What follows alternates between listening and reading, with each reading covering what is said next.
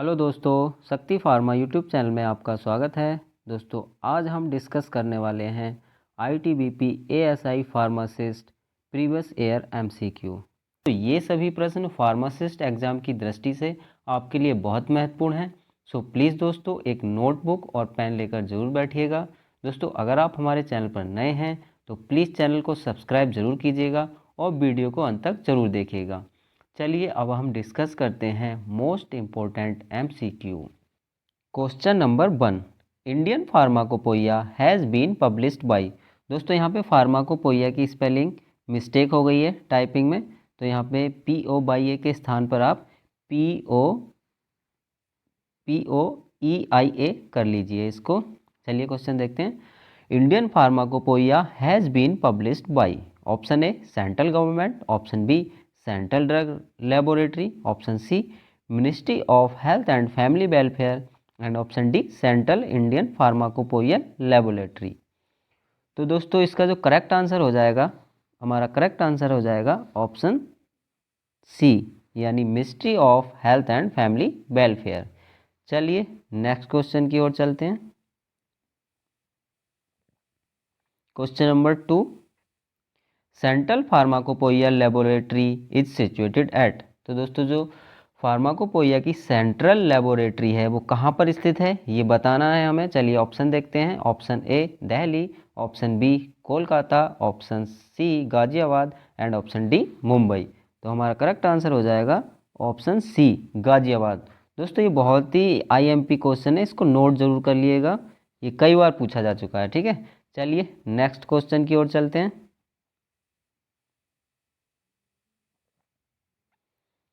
Question number 3, hydrochloric acid is administered through straw because. तो दोस्तों, ये क्वेश्चन है कि जो हाइड्रोक्लोरिक एसिड है, हाइड्रोक्लोरिक एसिड मीन्स जो HCl होता है, HCl को हम डायरेक्टली एडमिनिस्टर्ड नहीं करते हैं, क्योंकि बिकॉज उसको स्ट्रा के द्वारा थ्रो करते हैं। बिकॉज क्यों, इसके ऑप्शन देखते हैं। ऑप्शन ए है it is active in this manner only, option B है it destroys the enamel of teeth, option C it irritates the tongue and option D none of the above. इसका जो correct answer हो जाएगा हमारा option B, यानी it destroys the enamel of teeth. तो दोस्तों, hydrochloric acid को हम स्ट्रा के थ्रू एडमिनिस्ट्रेट करते हैं, क्योंकि because it destroys the enamel of teeth, क्योंकि जो हमारे दांतों की जो इनेमल लेयर होती है उसको डेस्ट्रॉय कर देती है, इसीलिए इसको स्ट्रा के थ्रू लेते हैं। Question number 4, sodium dihydrogen phosphate is used as. तो दोस्तों, जो सोडियम डाइहाइड्रोजन फॉस्फेट होता है उसका प्रयोग किसके रूप में किया जाता है? ऑप्शन देखते हैं, एस्ट्रीजेंट के रूप में, या बी सोर्स ऑफ फास्फोरस के रूप में, option C urinary acidifier and option D none of the above. तो इसका जो करेक्ट आंसर हो जाएगा वो हमारा हो जाएगा ऑप्शन सी, यानी यूरिनरी एसिडिफायर। तो सोडियम डाइहाइड्रोजन फॉस्फेट का यूज करते हैं हम यूरिनरी एसिडिफायर के रूप में। चलिए नेक्स्ट क्वेश्चन देखते हैं। क्वेश्चन नंबर 5 बहुत इंपॉर्टेंट क्वेश्चन है दोस्तों। Baking soda is a common name for. Baking soda का कॉमन नेम क्या है बताइएगा? Option A sodium carbonate, option B sodium bicarbonate, option C potassium carbonate, option D sodium citrate. तो इसका जो करेक्ट आंसर हो जाएगा ऑप्शन बी, यानी सोडियम बाइकार्बोनेट। बहुत ही इजी क्वेश्चन है और बहुत इंपॉर्टेंट भी है, ये कई बार जनरल नॉलेज में भी पूछ लिया जाता है। चलिए नेक्स्ट क्वेश्चन देखते हैं।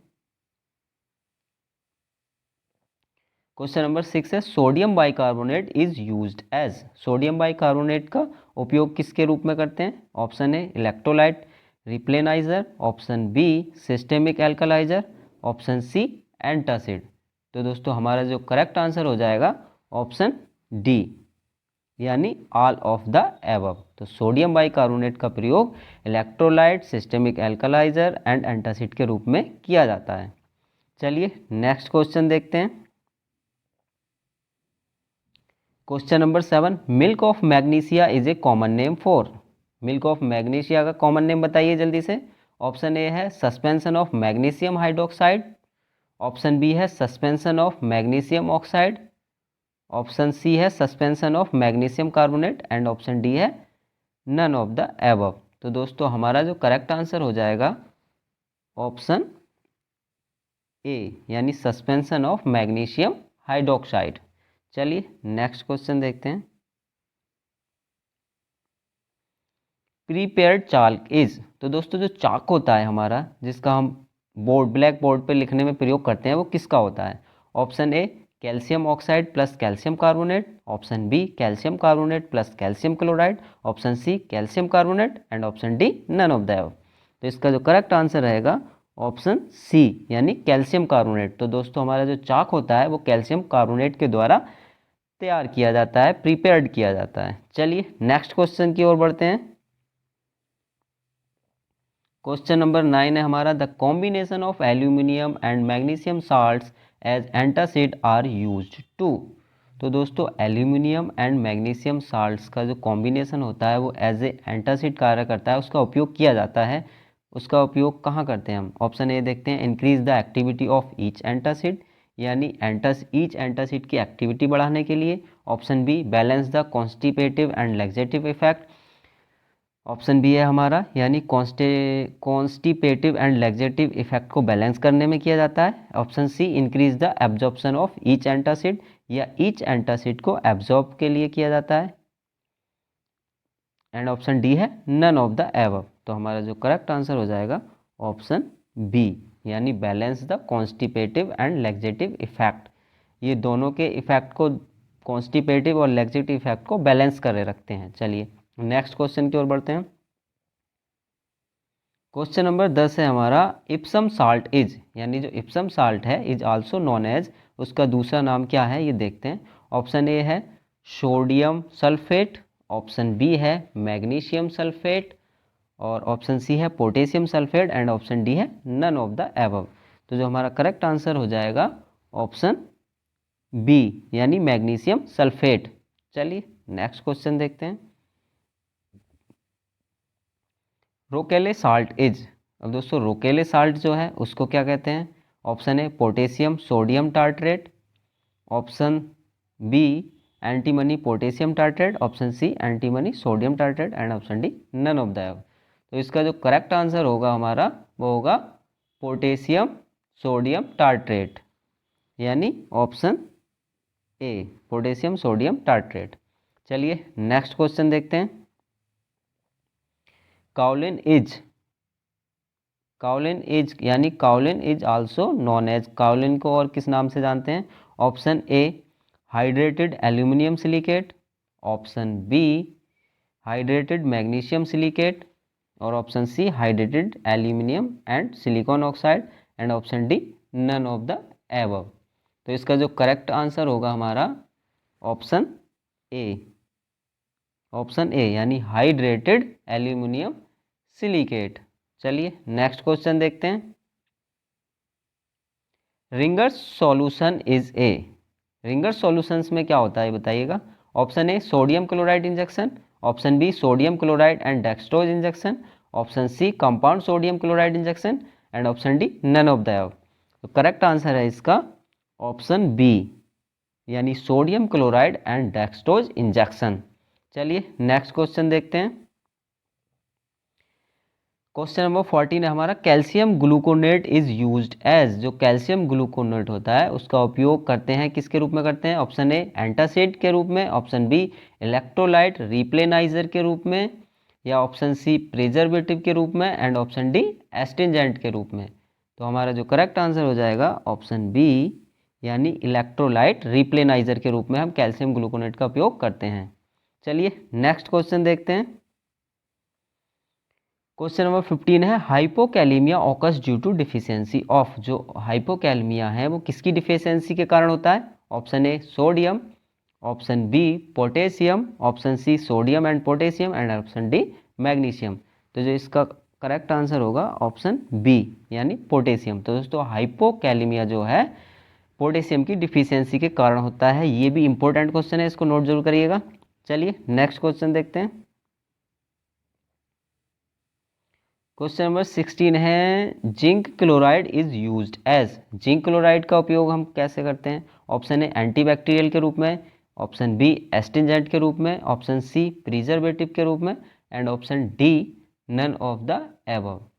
तो इसका जो करेक्ट आंसर होगा हमारा ऑप्शन बी यानी एस्टिंजेंट के रूप में। तो जिंक क्लोराइड का उपयोग हम एस्टिंजेंट के रूप में करते हैं। दोस्तों एस्टिंजेंट क्या होता है? एस्टिंजेंट होता है, astringents are the compound which precipitate the protein, याद रखिएगा। चलिए नेक्स्ट क्वेश्चन की ओर बढ़ते हैं। क्वेश्चन नंबर 17 भी बहुत इंपॉर्टेंट है, कई बार पूछा जा चुका है ये फार्मासिस्ट एग्जाम में। Lugol solution is, Lugol solution is, option A weak iodine solution, option B aqueous iodine solution, option C strong iodine solution, and option D none of the above. तो हमारा करेक्ट आंसर रहेगा option B यानी aqueous iodine solution. तो याद रखिएगा जो ल्यूगोल solution है हमारा एक्वस आयोडीन सॉल्यूशन होता है। चलिए नेक्स्ट क्वेश्चन देखते हैं। दोस्तों ये सभी क्वेश्चन बहुत ही इंपॉर्टेंट हैं, तो प्लीज़ नोट जरूर करिएगा, ये फार्मासिस्ट एग्जाम की दृष्टि से आपके लिए बहुत महत्वपूर्ण होने वाले हैं, नोट करते रहिएगा। ऑप्शन 18 है potassium iodide is used as, जो पोटेशियम आयोडाइड है उसका उपयोग किसके रूप में करते हैं? ऑप्शन ए डायरेटिक्स के रूप में, ऑप्शन बी एक्सपेक्टोरेंट के रूप में, ऑप्शन सी डिसइंफेक्टेंट के रूप में, and option D none of the above. तो इसका जो करेक्ट आंसर होगा ऑप्शन बी यानी एक्सपेक्टोरेंट के रूप में। ये भी बहुत इंपॉर्टेंट है दोस्तों आप कमेंट करके बताइए डायरेटिक्स का प्रयोग किस में किया जाता है, जल्दी से कमेंट करिए डायरेटिक्स का उपयोग किस में किया जाता है। चलिए नेक्स्ट देखते हैं हम।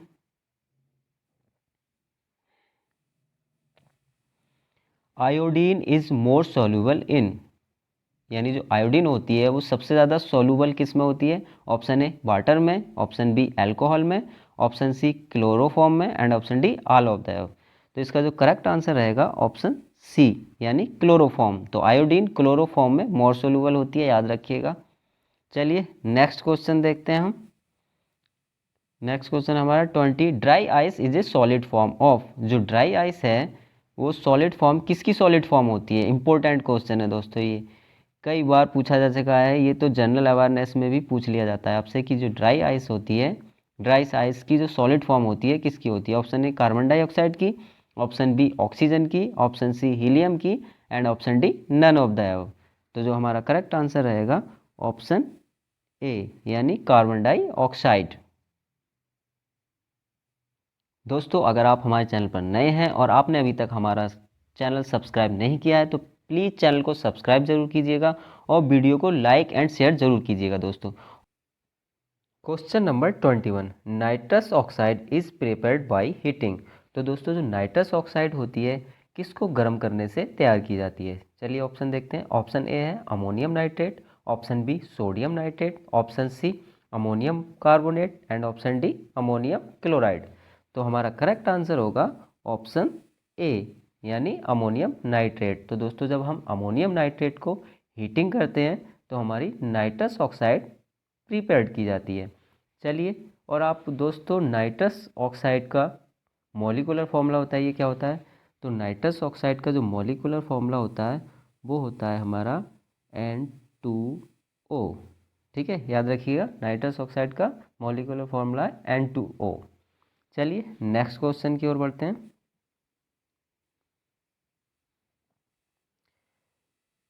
Carbon dioxide is used as, carbon dioxide यानी CO2 जो होती है हमारी कार्बन डाइऑक्साइड, इसका यूज किया जाता है। ऑप्शन ए है रेस्पिरेटरी स्टिमुलेंट में, ऑप्शन बी एसिडिफायर में, option C buffers, and option D none of the above.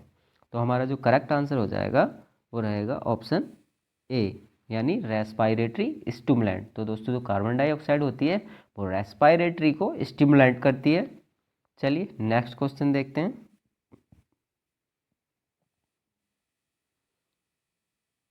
Question number 23 है alum is commonly used as, alum means दोस्तों फिटकरी होती है। तो फिटकरी का जो उपयोग किया जाता है किस में किया जाता है? Option A anti infective, option B astringent, option C protectives, and option D all of the above. तो हमारा जो करेक्ट आंसर रहेगा ऑप्शन रहेगा आंसर बी यानी एस्टिंजेंट। तो दोस्तों alum is commonly used as astringent, और एस्टिंजेंट आपको पता ही है, astringent are the compound which precipitate the protein, याद रखिएगा। चलिए नेक्स्ट क्वेश्चन की ओर बढ़ते हैं।